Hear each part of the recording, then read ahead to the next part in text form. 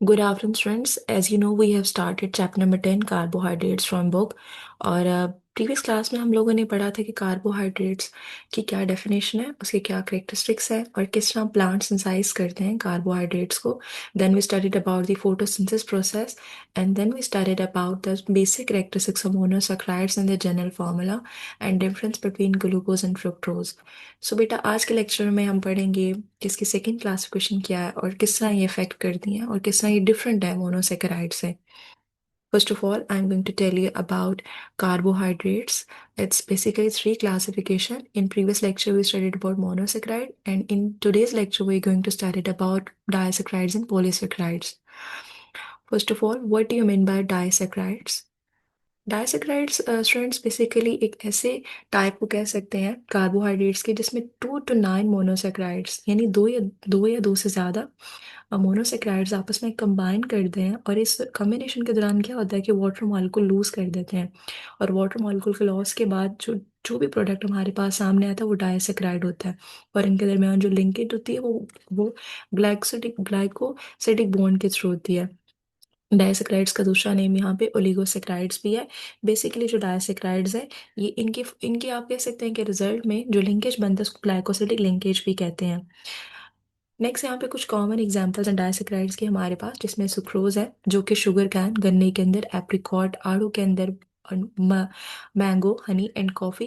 These are the some natural things जिसमें sucrose की presence होती है. नेक्स्ट एक और कॉमन एग्जांपल्स है डाइसेक्राइड की, वो है लैक्टोज. लैक्टोज मिल्क शुगर के अंदर होता है और मिल्क के अंदर होता है. बेसिकली प्लांट्स के अंदर बिल्कुल भी नहीं एग्जिस्ट करता है. सेकेंड, यहाँ पे मैं आपको कुछ करेक्टरिस्टिक्स बताना चाहूंगी. इट्स ऑल्सो ये question from your exercise that give the characteristics of disaccharides. So disaccharides basically crystal shape में होते हैं, वाटर सॉल्युबल है, इजिली पानी के अंदर डिजोल्व हो जाते हैं, हल हो जाते हैं. सेकेंड ये कि बहुत क्विक एनर्जी सोर्स है हमारी बॉडी के लिए, एनर्जी स्टोरेज प्रोवाइड करते हैं बॉडी को. सेकेंड, यहाँ पे थोड़ी सी डिस्कशन करेंगे पॉलीसेकेराइड के बारे में. डाइसेक्राइड से डिफरेंट है पॉलीसेकेराइड्स. जो पॉलीसेकेराइड्स होते हैं उसमें क्या होता है कि ये वैसे कार्बोहाइड्रेट्स हैं जिनके पास हाई मॉलिक्यूलर वेट होता है. और हाई मॉलिक्यूलर वेट की वजह से ये माइक्रोमोलिक्यूल्स होते हैं और बेसिकली ये कनेक्टेड होते हैं पॉलीमर्स के थ्रू. पॉलीमर पॉली कहते हैं बहुत ज़्यादा, मैनी, और मर कहते हैं चेन रिएक्शंस को. तो बेसिकली पॉलीसेक्राइड्स एक लॉन्ग चेन पॉलीमर्स होते हैं मोनोसेक्राइड्स के, और ये भी ग्लाइकोसिडिक बॉन्ड के थ्रू आपस में अटैच होते हैं. और इनके इजीएस्ट एग्जांपल्स यहाँ पे हमारे पास हैं स्टार्च, ग्लाइकोजन, सेलुलोज.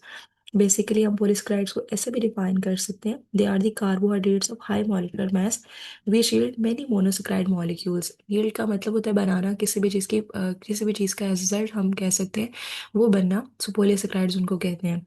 एग्जांपल्स में हमारे पास स्टार्च, सेलुलोज है. और जिन इन सब के पास जो स्टार्च और सेलुलोज के बाद एक और जो एग्जांपल इसकी बहुत एग्जिस्ट करती है वो है glycogen. Polysaccharides basically large carbohydrate molecules हैं और basically they composed of many monosaccharide units that link together. This is the basic definition for the polysaccharides. Now, when the question is about examples, so these are the examples which are starch, cellulose, and they have both of these examples having the basically molecular formula C6H10O5, and at the end of n, this n represent the number of carbon atoms present in the molecule.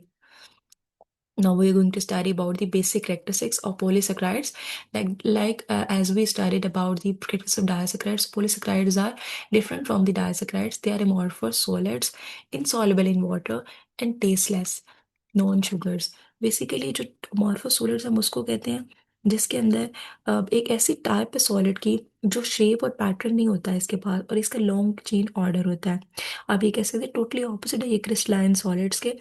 Crystalline solids वो होते हैं जिनके पास एक definite pattern है और एक long term range है, लेकिन इनके अंदर कोई भी लॉन्ग टर्म रेंज नहीं होती है. सेकेंड ये कि मोर्फस सॉलिड्स के पास कोई भी वेल डिफाइंड मेल्टिंग पॉइंट भी नहीं होता और इनका अच्छा कोई टेस्ट भी नहीं होता, और ये नॉन शुगरी होते हैं. जैसे कि डाइसेक्राइड बहुत ज़्यादा शुगरी होते हैं और नेचुरल फ्रूट्स अंदर प्रेजेंट करते हैं, लेकिन पॉलीसेक्राइड्स नॉन शुगरी हैं. So in this way polysaccharides different from disaccharides. यहाँ हम इस कुछ एग्जांपल्स की बात कर लेते हैं. जैसे इसकी सबसे फर्स्ट एग्जांपल है स्टार्च की. स्टार्च के पास हम ये कह सकते हैं स्टार्च एक इंपॉर्टेंट सोर्स है कार्बोहाइड्रेट्स का हमारी ह्यूमन डाइट के अंदर. और इसके जो कुछ सोर्सेज हैं स्टार्च के, उसमें राइस है, इसके अलावा हमारे पास पोटैटोज की बात कर लेते हैं. बेसिक सोर्सेज होते हैं जिसमें स्टार्च प्रेजेंट होता है. स्टार्च बेसिकली पॉलीमर है अल्फा ग्लूकोज का. और ये स्टार्च कोई भी प्योर कंपाउंड नहीं है, ये मिक्सचर दो पोलीसेक्राइड का जिसमें माइलोज और माइलोपेक्टिन भी कहते हैं उसको. बेसिकली एक दूसरे के सेपरेट होते हैं और ये सॉल्युबल हो जाते हैं वाटर के अंदर। और वाटर को लूज करने के बाद ये एक डीप ब्लू कलर देते हैं। बेसिकली हम ये कह सकते हैं पॉलीमर्स में अमाइलोज अनब्रांच्ड होते हैं, वाटर सॉल्युबल है, और अमाइलोपेक्टिन ब्रांच होते हैं, ये वाटर इनसॉल्युबल है। सो इन दो चीज़ों से बना होता है हमारे पास स्टार्च।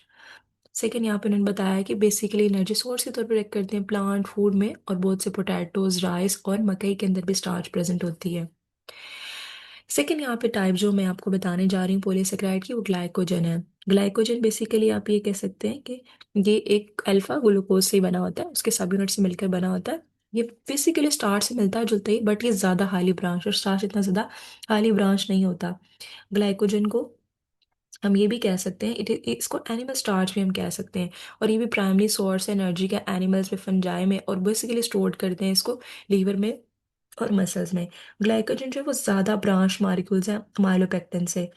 और ऑन हाइड्रोलिसिस, हाइड्रोलिसिस का मतलब होता है, हाइड्रो का मीन्स होता है वाटर, लाइसिस का मतलब होता है ब्रेक डाउन। और जब हाइड्रोलिसिस का प्रोसेस हो तो ये ग्लूकोज यूनिट्स बनाता है। नेक्स्ट यहाँ पे थर्ड टाइप जो है हमारे पास पॉलीसेकेराइड की, वो सेलुलोज है। सेलुलोज बेसिकली ग्लाइकोजन और स्टार्च दोनों से डिफरेंट है। सेलुलोज जो है हमारे पास बीटा ग्लूकोज सब यूनिट से मिलकर बना होता है, जबकि स्टार्च जो है अल्फा ग्लूकोज सब यूनिट से मिलकर बना होता है। और ये लॉन्ग चेन स्ट्रक्चर्स बनाते हैं, लेकिन ये अनब्रांच्ड होते हैं। बेसिकली हम ये कह सकते हैं कि ये अनब्रांच्ड होंगे। और अनब्रांच पॉलीमर है, इसके पास भी लार्ज स्ट्रक्चर्स आप कह सकते हैं, लार्ज नंबर होते हैं, और अप टू 2500 यूनिट्स इसके अंदर प्रेजेंट होते हैं सुक्रोज के।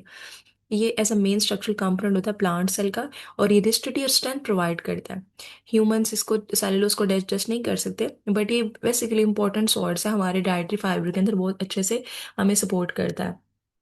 और एक और बात इसके अंदर ये बता सकते हैं कि 100 billion tons of cellulose are product produce each year by plants, के हर साल तकरीबन 100 टन जो मिलियन हमारे पास सेलुलोज है वो प्लांट्स प्रोड्यूस कर रहे होते हैं।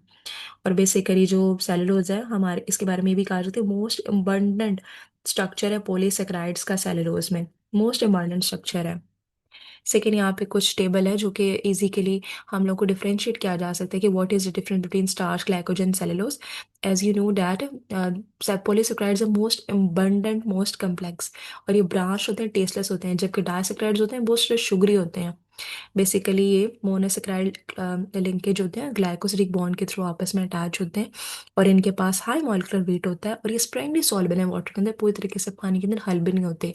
सो बेटा यहाँ पे इन तीनों एग्जाम्पल्स के बारे में थोड़ी सी डिफरेंशिएशन शो की गई है, ताकि आप इसको अंडरस्टैंड कर सकें। जैसे कि स्टार्च है, वो कहते हैं कि फ्रूट्स के अंदर प्रेजेंट है, या फिर नेचुरल चीज़ें उनके अंदर प्रेजेंट, जैसे कि स्टार्च हमारे पास प्रेजेंट है फ्रूट्स के अंदर, ग्रीन्स के अंदर, हमारे पास जो गंदुम है उसके अंदर, बीज के अंदर। और इसके अलावा यहाँ पे बता रहे हैं वो कि हमारे पास ये ट्यूबर के अंदर प्रेजेंट है, हमारे पास फाइबर के अंदर प्रेजेंट है। इसके बाद ग्लाइकोजन जो एनिमल स्टार्च है, जो कि जो सेलुलोज है, वो बेसिकली प्रेजेंट है हमारे पास, नेचुरली प्रेजेंट है। फिर इसके बाद स्टार्च जो मेन सोर्स है कार्बोहाइड्रेट का एनिमल्स के लिए, लेकिन यहाँ पे जो ग्लाइकोजन है वो chief source, it's not a main source.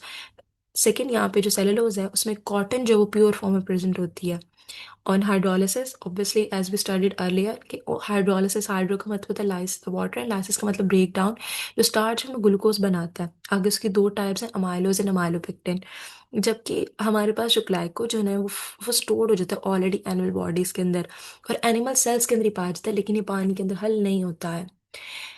जबकि सेलुलोज है वो प्लांट्स के अंदर पाया जाता है, और इसके अलावा ये भी इनसॉल्युबल है वाटर के अंदर, और हाइड्रोलिसिस के बाद ये भी हमारे पास ग्लूकोज ही बनाता है।